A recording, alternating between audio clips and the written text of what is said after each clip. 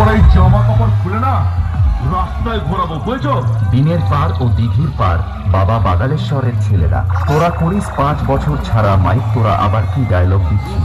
মা আমায় সিন্নি সাউন্ডের সামনে আসার আগে ভালো করে মাইক বেঁধে নিয়ে আসবি। দিনের পার কমিটির ছেলেরা আসছে রাস্তা ছেড়ে দে।